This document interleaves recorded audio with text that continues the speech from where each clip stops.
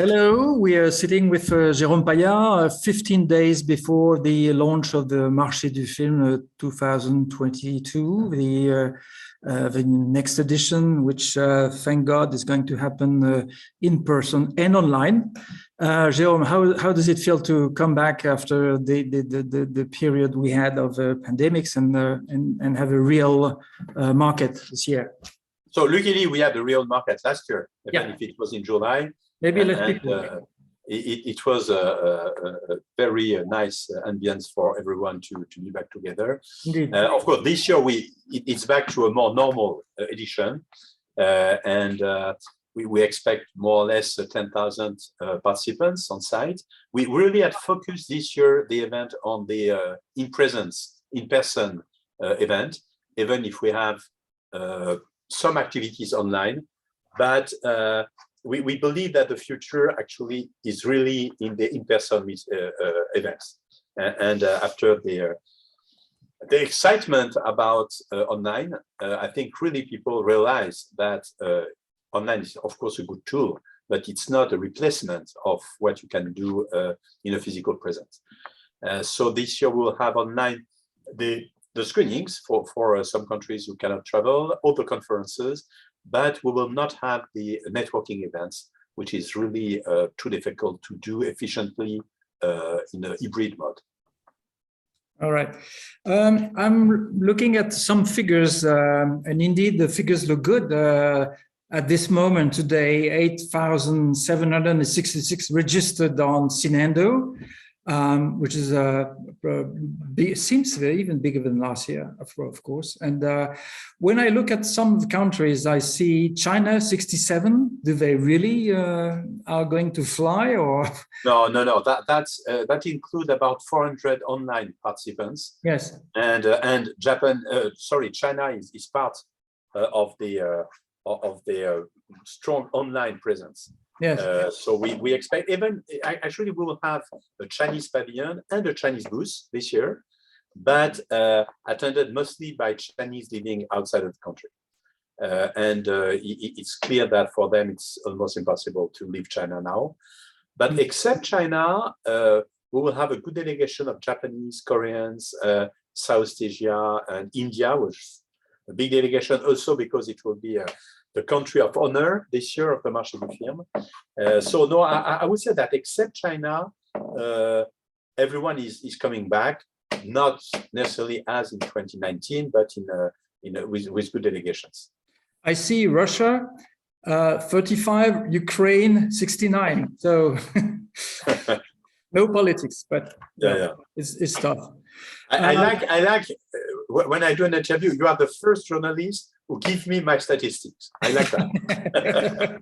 Well, sometimes some of them do their work a little bit, at least. So thank you for chatting with us. I must say we'll have the pleasure of discussing with Guillaume Esmiol, who will take over next year on your position. And we'll go into the details of what's new and what you had to do this year because of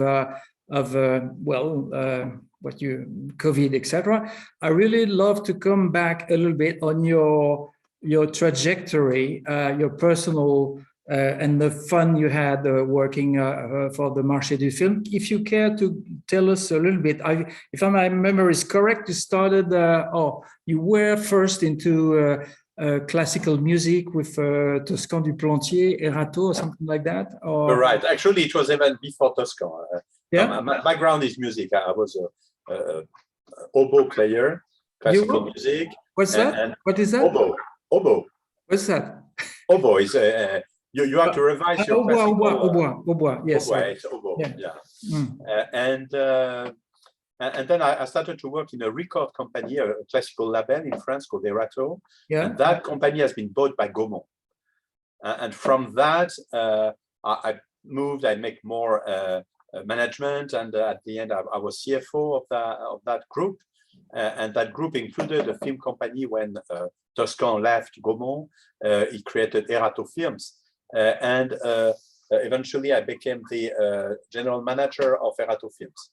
So I made production for 5 years with Toscan, And at some point, we decided that the company at the end closed a few years after, but we decided to take different ways. And Toscan pushed me to go to the festival because he was expecting to be the next president of the Festival de Cannes. Oh, yeah? Unfortunately, Gilles Jacob stayed a little bit longer, and he died before he arrived to the festival. But anyway, it's how I arrived there in 1995. And how long had the market been going on before you arrived in 95? You know, it's always very difficult it's not clear exactly when the market started. It started with some screenings in the city, so it was a kind of unofficial market. But one date is 57, but yeah, it was gradually growing. But anyway, when I arrived in 95, it was quite a small market. Or actually, what we call the market at that time was small. The market was really what happens in the Palais, but in fact, the real activity was happening outside of the Palais, in the hotels, and it was not part of the Marché du Film. So my first decision when I arrived was just to say, oh, I will grow the Marché du Film. I will say everything on La Croisette is the Marché du Film.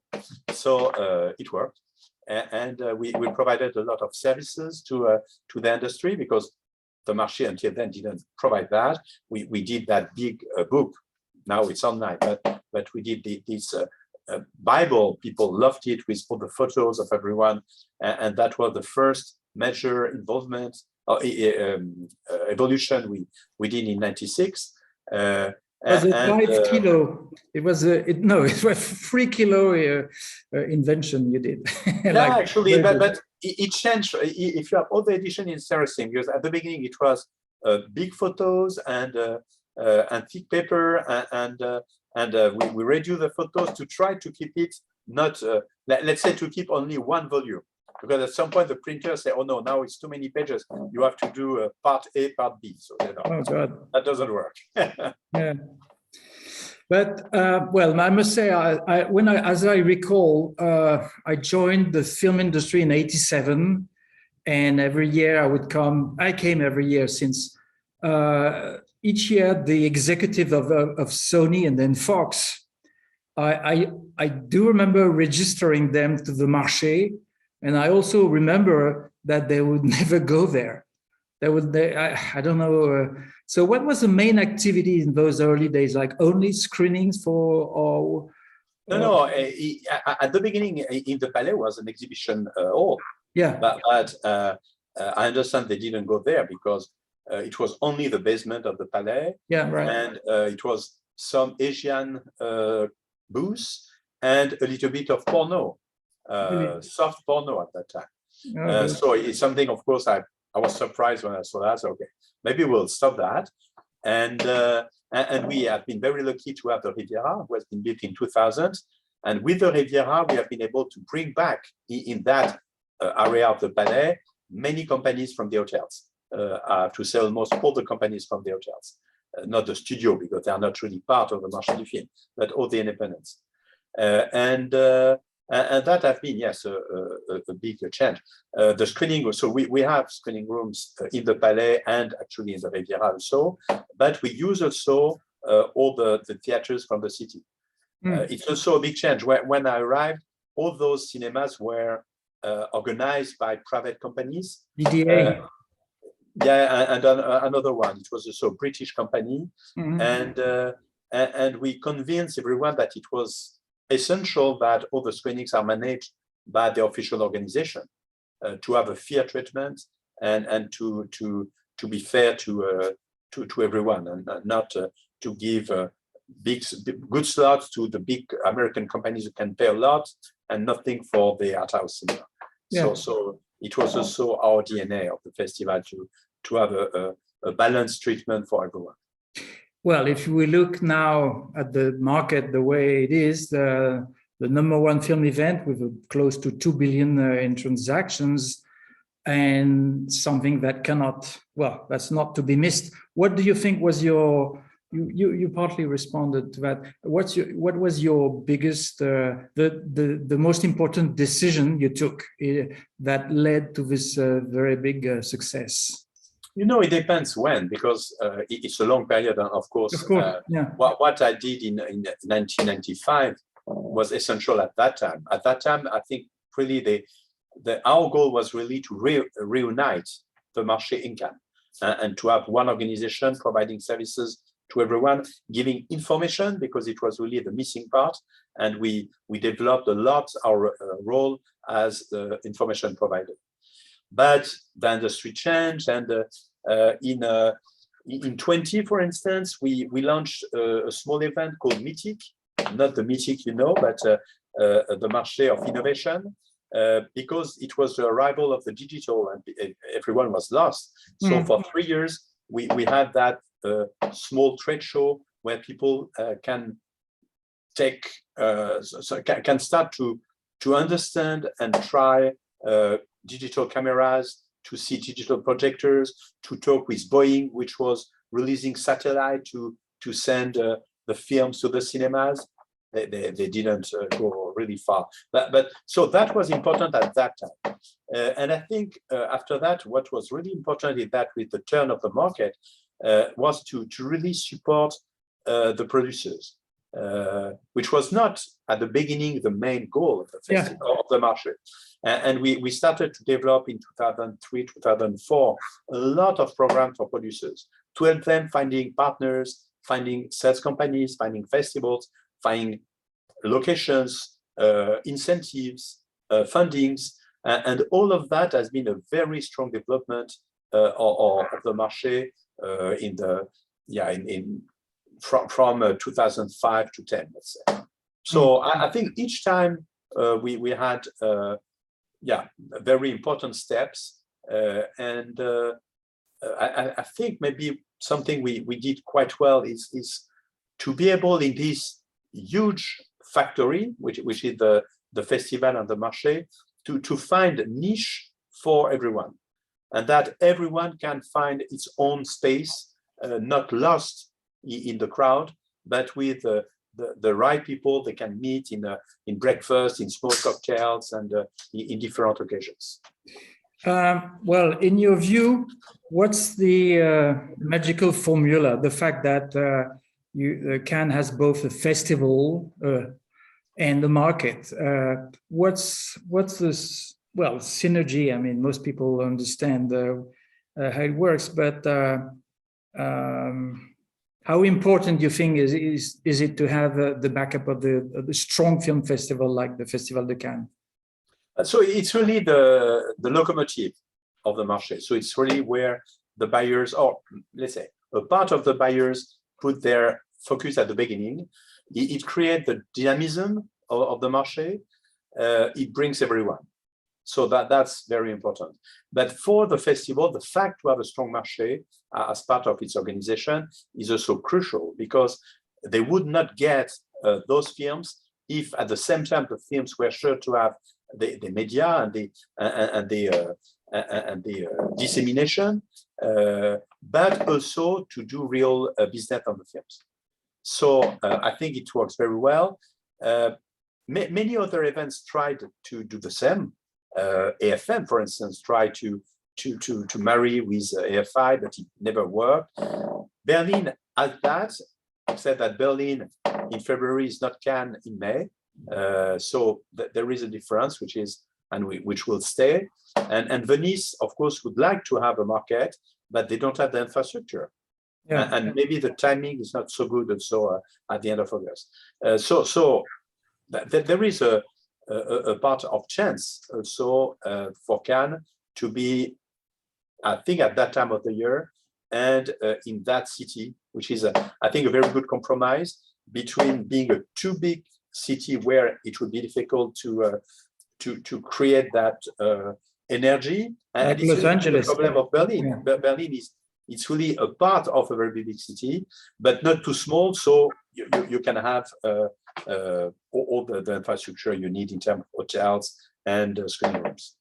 Yeah, it's funny. It's hard to say when you say the festival is the locomotive. I could even think that you could say the opposite, like the market is a locomotive. It's, I mean, for a certain, well, for the business. Yeah, it depends which buyers. For some yeah. buyers, they really first look at the festival films. Some of them not. Some of the buyers are really more on the commercial titles, and then they go straight to the marché. But anyway, I think it's time now for you and us as French people to brag that the France has been able to host the biggest film festival and the biggest film market, and a few other achievements like a festival for animation and short films. It's great that this country has taken the lead in so many important events. As you recall some of the things you did, I do remember some of the things we did together as a partnership between filmfestivals.com and the Marché du Film, which one was very much fun, building the web cafe in the Puy de Lumière, the first time that Intel brought and did those and we were able to sell advertising on the screens. I mean, it was the early days of the internet. It was much fun. I do remember also doing something absolutely crazy and very few people understood, building the marché and the festival on Second Life. Second Life, yes, I remember that. Oh, that was absolutely crazy. And the funny thing is, we had people that could not screen their movie in the marché or the festival, of course, independent filmmakers from the US, that were crazy enough to follow us into that venture and screen on Second Life. 25 people were online screening max. It was much fun. Just one little thing, maybe if you'd like to share your daily routine along all these years when running the festival in the heat of the market. What time do you wake up? What time do you go to bed? What type of meetings do you take? And what urgency do you have to cope with? So it's definitely not the same when I was in 96 and today. Yeah. And in 96, I would say I was going to bed at 2 or 3 and wake up at 6 or 7. So very short nights. Yeah. And now I have a more normal life in Cannes. Also, maybe because there are not so many parties. I'm very lucky to sleep at the Grès Hotel, and for all my first years, the Canal Plus, La Boîte Canal Plus. Oh yeah. Was at the Grès. So every night when I was saying, okay, I'm going to bed, I was stopping there and saying, okay, I just go for 10 minutes. Yeah, one glass of champagne. and yeah, of course, the nightlife during the festival is not what it was in those years. And so you have less reason not to go to bed at 1 or 2. And plus, you have a great team now, and you have internet, you have cell phone that can send emails and stuff. Makes your life easier. Yeah, no, it's true. Yeah. What is the craziest thing that you had to do for a sales agent or buyer or someone who asked for something really crazy? Or funny? you know, they always ask for crazy things because they are always wishing more than what we can give, and so that I'm not sure I find something to say about that. But no, so something strong was really my the first year, because when we did that guide I was mentioning before, it was a decision we took maybe in January. I arrived in November, the time to think about it, to find a company to do it. So it was really last minute, and computers, digital was not what it is now. So all the photos was received by post, by FedEx, and it was more or less manually designed. And when I received the guide from the printer, I was so happy, and I started to look, and I check a little bit and say, oh, misses something with a man photos. Oh shit. And obviously it was full of errors. So I had a few days of having to apologize to the people, say, oh, I'm sorry, I'm so sorry. And people were not so happy, the one with those errors. And when did you start building the Marché, the way it's going to look? Well, how long does it take to build it? What do you mean? When you say the Marché? To prefer the Riviera, les the Riviera. No, the Riviera was in 2000. Yeah, but now, this year, when did you start putting things together so that it will be what it needs to be for the Marché? You mean from year to year?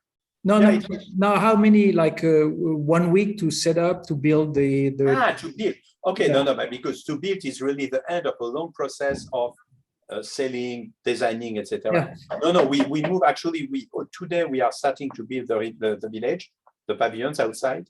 Right. So it started today, and we are going to Cannes at the end of the week, and all the palais internal also construction has started. Yeah, so altogether it's almost a month we use. Right, and after it's done, how long does it take to deconstruct? Much faster, but it's 2-3 days to the main dismounting, and then you have still a few things to take a little bit more time to be sent back. Okay, now the kind of the veterans question. What was your most fun memory, most fun or crazy party you attended as a Jérôme Paillard, not necessarily as a market director? It's the same. Honestly, the craziest parties was years ago, yes. As far as I can remember. No, I was reminding the other day a very nice party on a boat. I think it was Hollywood Reporter with Stella Artois and some other partners, sponsors, and it was very nice, great party. And when you arrive, they say, "Oh, Stella, we want you to drink our beer for a year." So okay, that's a lot. And back in Paris 2 weeks later, my wife called me and said, "I don't know what happens, but there is a truck in front of our house, and they said they come to deliver the beer." And so it was 2 pallets of beer. And luckily we were in a private house, so they just put that on the road, and they left. And I had to. My son was 14 or 15 at that time, so I said, "Okay, I want those beer to disappear, because if not, he will drink it." So no, it was quite. So he made 2 parties and it was gone. Well, I hope he liked beer. I don't. So that's how you decided to strike a deal with champagne, probably after that. Okay, and also, well, I must say, I want to congratulate, but beyond everything else you've achieved, because clearly it's very important in the success. But one thing every year very impressed is the quality of the party you're giving, and the opening party for Marché du Film is always one of the classiest and the nicest, and the great food and the great ambiance, and it's part of what's important in the get-together in person, is because people like to meet each other. They like to. It's part of the fun of Cannes. It's sunny, it's beautiful, and you meet all the people you need to work with, and in a relaxed ambiance. And I also liked some of the parties you did a few years ago at night in the Plage des Palmes with a little music, which was the music on the rocks. Yes. Are you going? You're not going to do that this year? No. No, not too many. Maybe in the future, but not this year. Yeah. Okay. All right, Jérôme, I know you must be very busy with like 15 days to go, and I thank you again for the time you took to share with our audience, and I see you soon. See you in Cannes. Yeah, see you in Cannes. Thank you. And so you talk with Guillaume soon. Guillaume is just here. So hello. Hello, Guillaume. Bonjour. Let's talk soon. I'm gonna hear you. Okay. Thanks a lot. Okay. Bye bye. See you soon. Ciao.